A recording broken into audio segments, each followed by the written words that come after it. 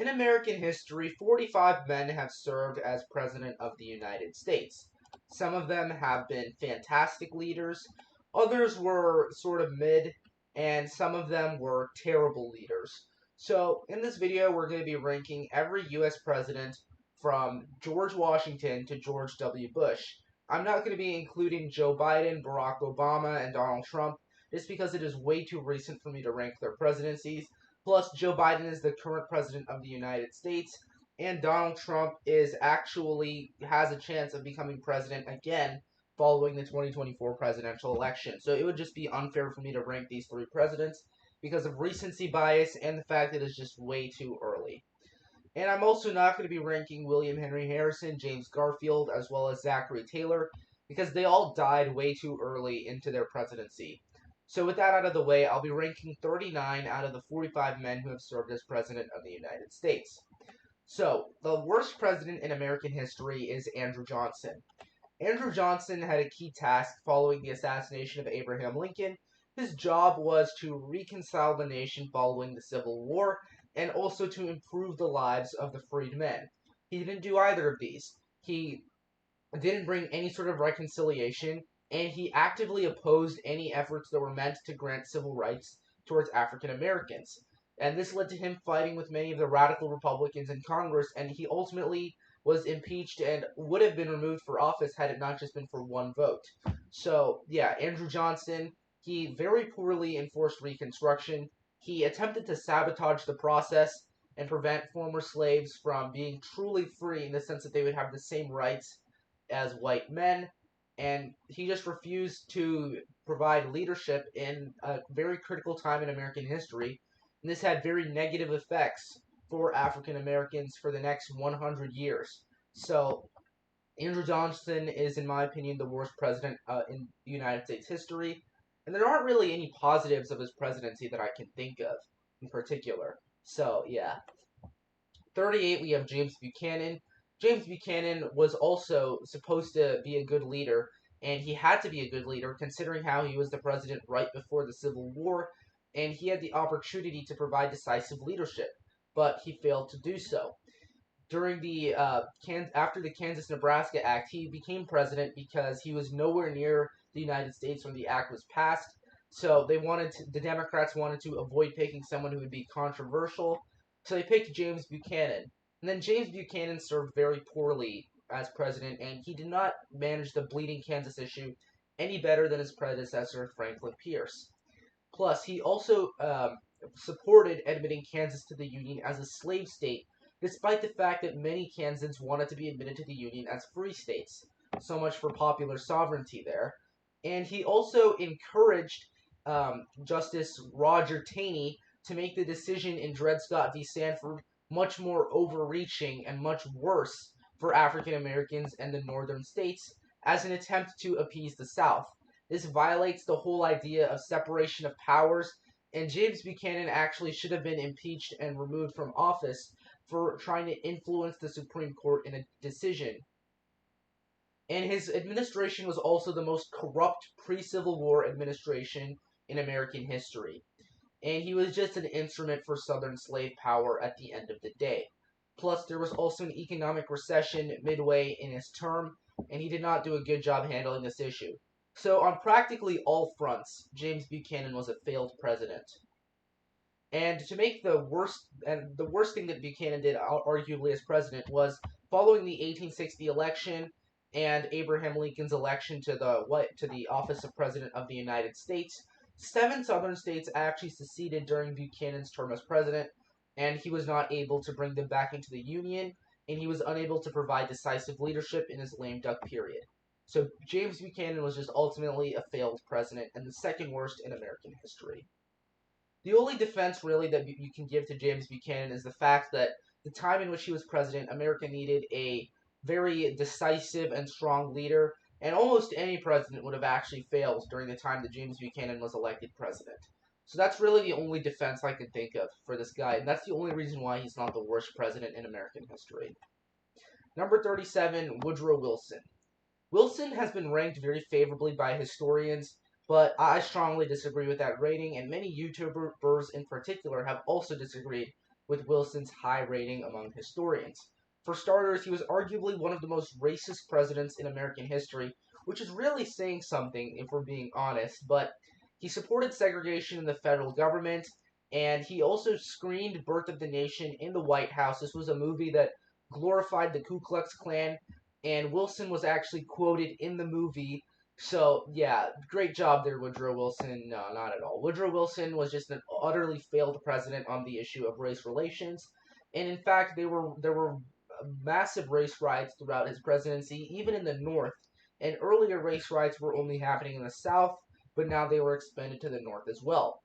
Plus, he also jailed many political opponents of him during World War I, where, after getting America involved in World War I, anybody who spoke out against the U.S.'s involvement in World War I would be sent to prison for violating the Espionage and Sedition Acts, which were unconstitutional violations of free speech. And ultimately, Eugene Debs was jailed, and he ultimately ran for president from a prison cell. So, yeah.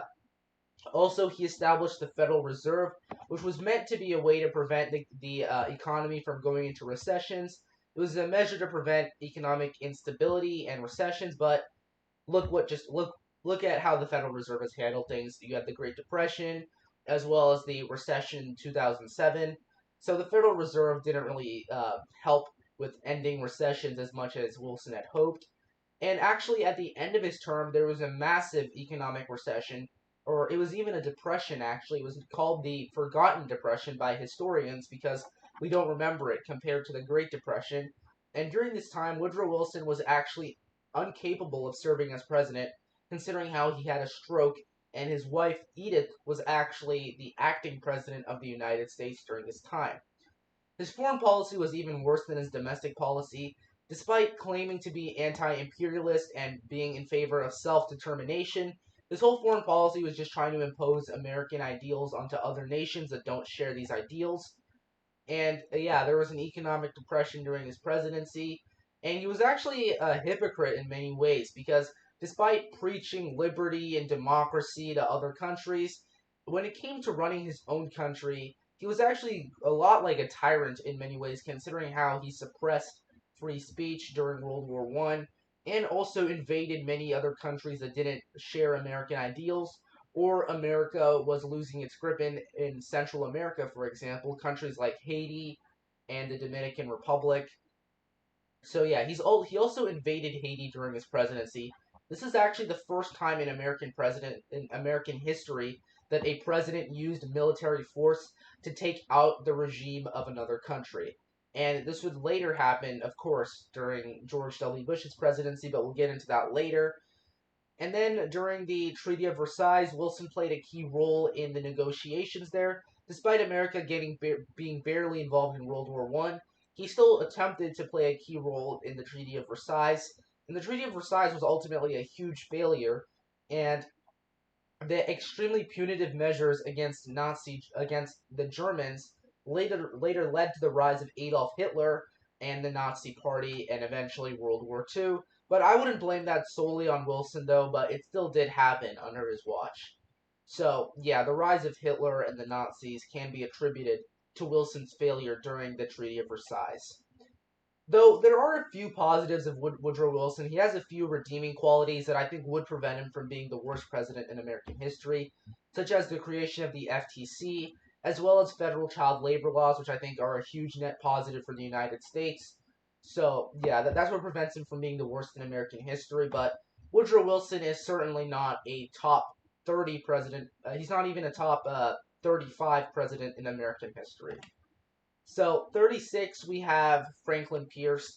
Franklin Pierce was president under the passage of the Kansas-Nebraska Act, which basically got rid of the Missouri Compromise and then allowed the people who settled in Kansas and Nebraska to decide for themselves whether they wanted slavery or not, and this ultimately led to Bleeding Kansas.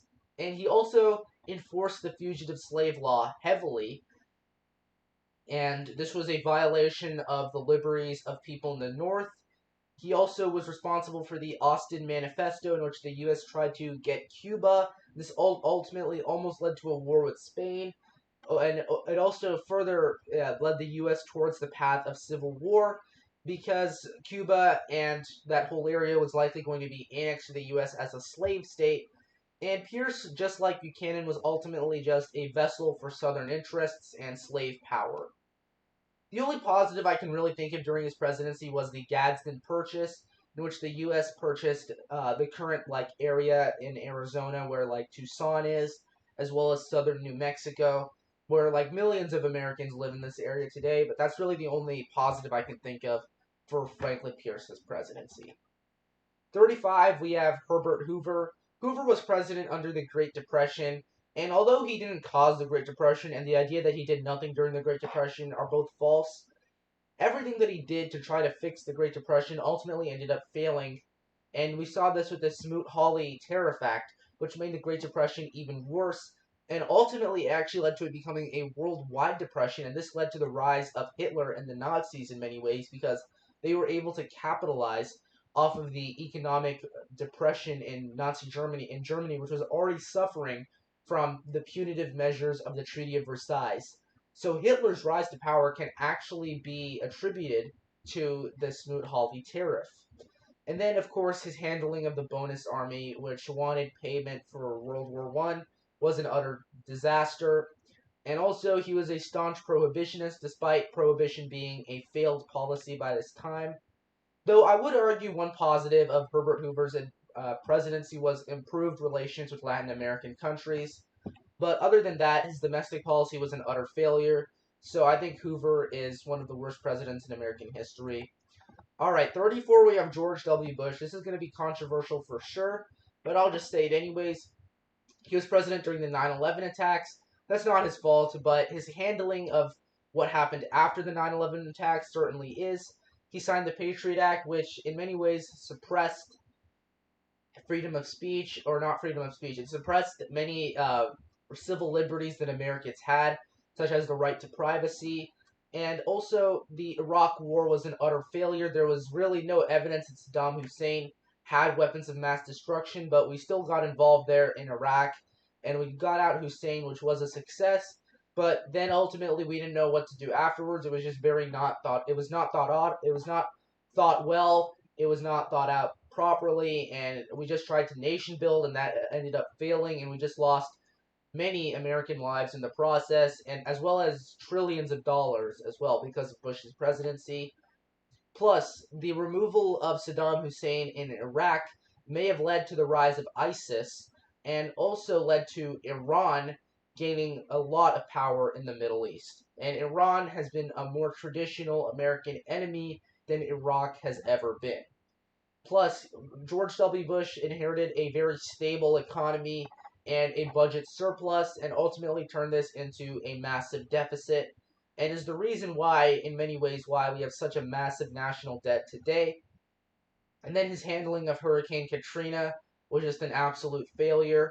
Plus, No Child Left Behind was not a good law. It basically centralized education into Washington, D.C., even though education should be decided by individual schools and individual towns as well as states. It should be a local issue, not a national issue. And then as for the housing crisis in 2007, he also had very weak leadership during this crisis. So yeah, you had an economic recession that was probably the worst in American history since the Great Depression, getting us involved in wars that we should not have been involved in the first place, and the removal of a budget surplus and turning that into a massive deficit. Number 33, we have Grover Cleveland. So, Grover Cleveland is overrated by historians, in my opinion.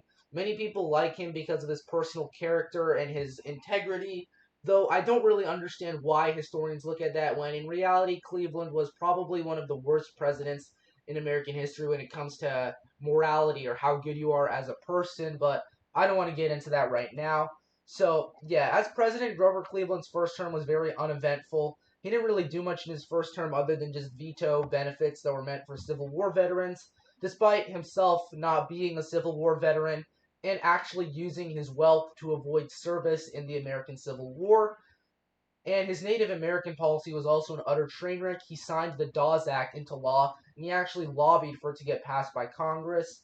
And this ultimately destroyed many Native Americans, and it forced them into basically forced them into plots of land. It stole millions of acres of land from Native Americans and forced them to assimilate. So this was just an utter train wreck of a policy that Grover Cleveland signed into law.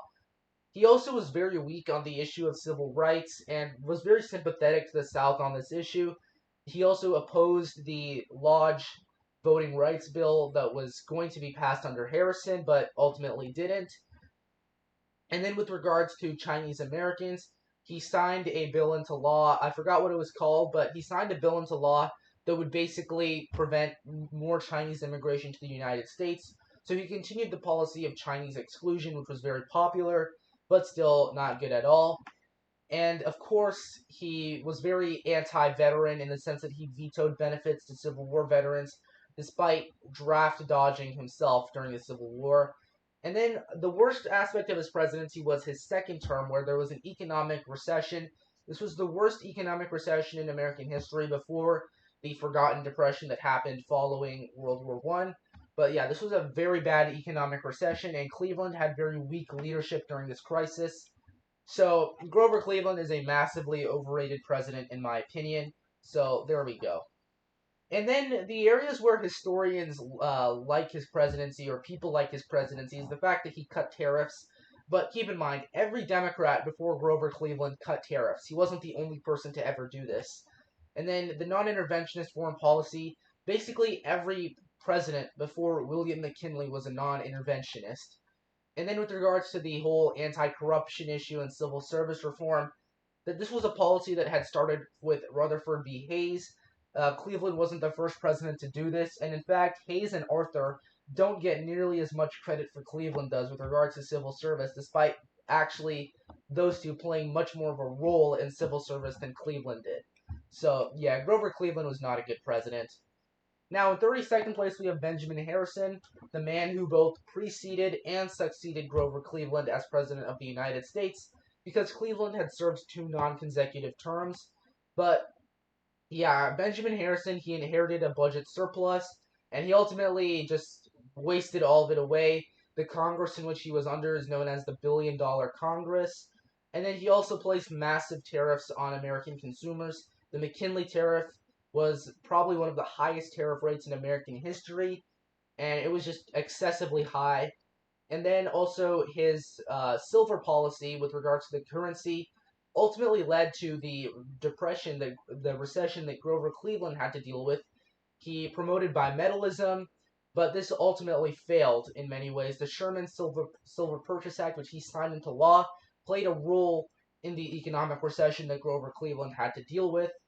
So there we go. And then also his Native American policy was a disaster. The Wounded Knee Massacre happened under his watch, and they handed medals of honor to the people who carried out the massacre. Although Benjamin Harrison, the reason why I put him above Grover Cleveland is because he actually had a few positives of his presidency, more so than Cleveland did. For example, he signed the Sherman Antitrust Act into law, which began the whole process of trust busting. He also was a pretty aggressive advocate of civil rights for African Americans. Also, with regards to conservation and natural resources, he ultimately paved the way for future presidents like Teddy Roosevelt, conserving natural resources and the whole idea of creating national parks. He also was a huge supporter of infrastructure investment. So, yeah, I'd say Benjamin Harrison, he had a few positives, but most of his presidency was a negative, especially considering how he played a role in an economic recession. In 31st place, we have Richard Nixon. This whole idea that Nixon was actually a good president and he's only considered bad because of Watergate is false. Nixon was a terrible president. Yes, he established the EPA, but this was really the only achievement I can think of his presidency with regards to domestic policy. Foreign policy, he also had a few accomplishments because he met with Mao Zedong and he began improving U.S. relations with China. And this ultimately led to a rift between China and the Soviet Union. And this played a role in America ultimately winning the Cold War. And also he pursued a policy of détente with the Soviet Union, where conflict would be de-escalated. However, his policy with regards to Vietnam was an utter failure. Despite the war by then having already been failed in the eyes of the American public, he actually continued the war and expanded the conflict to Cambodia and Laos. and he didn't really need to do this, and this is also pretty bad on him considering how in the 1968 election he actually played a role in peace during the Johnson administration not being accomplished. I'll get into that later, though, when I'm talking about Lyndon B. Johnson. So he expanded the conflict into Cambodia, and he bombed the nation. Also, there was a stagflation crisis during the late period of his term. And this was largely caused by his price-fixing policies that ended up failing utterly, and led to the stagflation crisis that his successors, Ford, Carter, as well as Reagan, would have to deal with. And the Clean Water Act, which is often viewed as one of his achievements, keep in mind he actually vetoed this law, and Congress only was able to pass it by overriding his veto.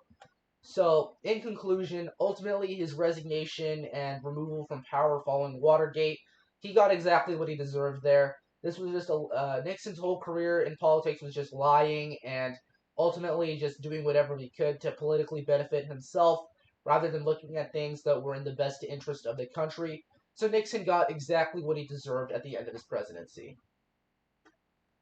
Number 30, we have Martin Van Buren. Van Buren was president under the recession following Jackson's elimination of the Bank of the United States. He had very weak leadership regarding this recession, and he was nicknamed Martin Van Ruin because of the recession. He also actually implemented the Indian Removal Act, which Jackson signed into law, and the Trail of Tears actually happened under his presidency, not Jackson's. And then his whole handling of the Mormon issue in Missouri, despite he himself acknowledging that the killing of all Mormons is wrong, he still let the governor of Missouri remove all the Mormons from his state, despite knowing that it was wrong because Van Buren believed that standing up to Missouri would ultimately lead to his political downfall. While he wasn't wrong about this, this was still not the right thing to do. And then ultimately the worst thing was the Panic of 1837, which he did not do a good job handling of, and he was called Martin Van Ruin for that reason. And there aren't really any real positives I can think of his presidency. His presidency was very meh. There wasn't really any long-term impact of it, and in the short term, it was an utter disaster. So yeah, Van Buren I think is in 30th place. Number 29, we have Jimmy Carter. So, don't get me wrong, Jimmy Carter is a fantastic person. He's still alive today. I hope he lives to 100 years. I wish him the best, and he had a very good post-presidency, but his actual presidency itself wasn't that great. There was the stagflation crisis that he inherited from Ford and Nixon, and he did not do a good job handling the crisis, that is well known. And there were also very high gas prices during his presidency, and there was a gas shortage or oil shortage because of what was going on in the Middle East. And now that we're getting into the Middle East, the Soviet Union invaded Afghanistan during his presidency. He didn't do a good job handling that. Plus, there was also the Iran hostage crisis, which he did not do a good job of handling either. And ultimately, although he did continue the policy of détente with the Soviet Union, his policy of détente may have more so been weakness rather than strength in the long term. And I think Reagan had a much better policy with the Soviet Union than Carter did. Plus, though I would argue that one positive of Jimmy Carter's presidency was the Abraham Accords, which were agreements between Israel and Egypt that led to peace in the Middle East for a pretty long time with regards to Israel up until now. So, yeah, I think that's one big positive of Carter's presidency. Number 28, we have Millard Fillmore. So, Millard Fillmore was president under the Compromise of 1850. The Compromise of 1850 was just an attempt to kick the can down the road with regards to slavery, and part of the compromise was the fugitive slave law, which was very unpopular in the North, and rightfully so, considering how it basically stripped Northerners of civil liberties and the ability to and the ability to foster and protect slaves or former slaves. And in many ways, many free African Americans in the North were also harmed by this law because they weren't even slaves in the first place, but they were still given over to Southern plantation owners. So the fugitive slave law was an utter failure. And also, the Compromise of 1850 with regards to Utah and New Mexico being added to the Union and allowing popular sovereignty there, that could have played out exactly like Bleeding Kansas did.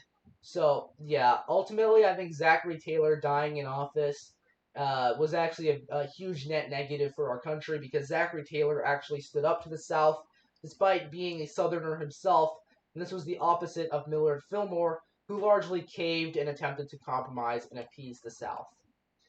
And yeah, ultimately, despite trying to get the Compromise of 1850 in, many Southern states were actually not happy with the compromise, and they wouldn't accept anything short of just admit all the Southwest as slave states.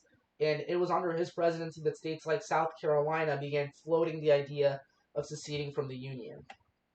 But I would argue one positive of Fillmore's presidency was his foreign policy, especially considering how he opened up Japan to trade with the United States and ended the nation's 100-year-long policy of isolation.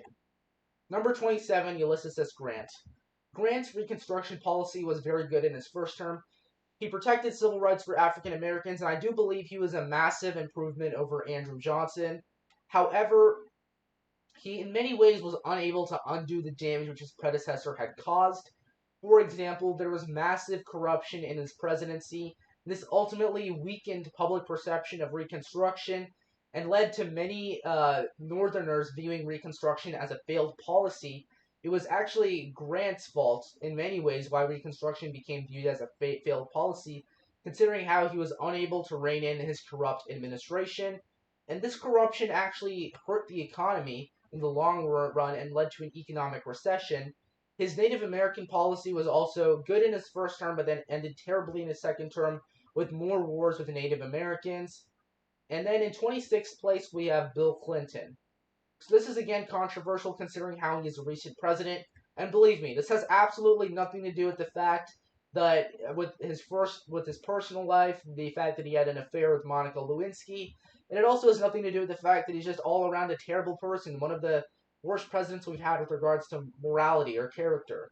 So yeah, Bill Clinton, the one positive of his presidency is the economy. The economy was good during his presidency, although to be fair, in many ways, the strong economy that he got was a result of George H.W. Bush reneging on his policy to raise taxes, but we'll get into that later. So, one of the worst policies of his presidency was the 1996 Telecommunications Act. What this law did is it basically centered mass media and information into corporations and the mainstream media that we see today that we all hate. So, yeah, that was not a good policy at all by Bill Clinton. It basically centered all information and news into mass media and these mega corporations that have media like Fox News, CNN, MSNBC, CBS, and so on. And then he also signed the 1994 crime bill into law, and this led to mass incarcerations among people of color. The 1994 Biden crime bill, as it was known, it led to mass incarcerations among people of color and those sorts of communities. So that was just a very bad policy by Bill Clinton. And NAFTA also, I think, in the long run, led to many American manufacturing jobs ultimately getting lost and going to other nations. And he also repealed the Glass-Steagall Act, which played a huge role in the 2007 recession. And then also his Middle East policy was an utter failure. He was unable to capture Osama bin Laden, and this led to the ultimate rise of Al-Qaeda and the 9/11 terrorist attacks. However, the only thing that I would say that is fair, to be fair to Bill Clinton, although his presidency was pretty bad in the long run, in the short term it was actually pretty successful considering how the economy was strong under his presidency and crime rates actually were lowered significantly. But still, I'm prioritizing the long term over the short term here, and it's pretty clear that in the long term, Clinton's presidency wasn't that great, and even though in the short term it may have been pretty good. So, yeah. 25, we have James Madison. James Madison is one of those presidents who I think is heavily overrated by historians because of what he did before his presidency when he was the father of the Constitution. And don't get me wrong, I love James Madison as a founding father, but his presidency wasn't that great.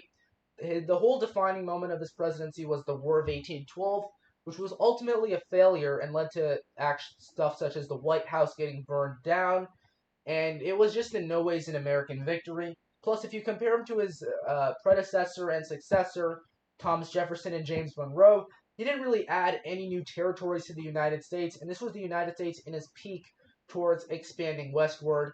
So there weren't really any accomplishments I can think of James Madison during his presidency, and the main failure would be his response to the War of 1812 and his handling of the situation. So anyways, guys, thanks for watching this video. This is part 1 of my 2-part video where I rank every U.S. president. So part 2 will be coming later, so make sure you like this video down below and subscribe to the channel.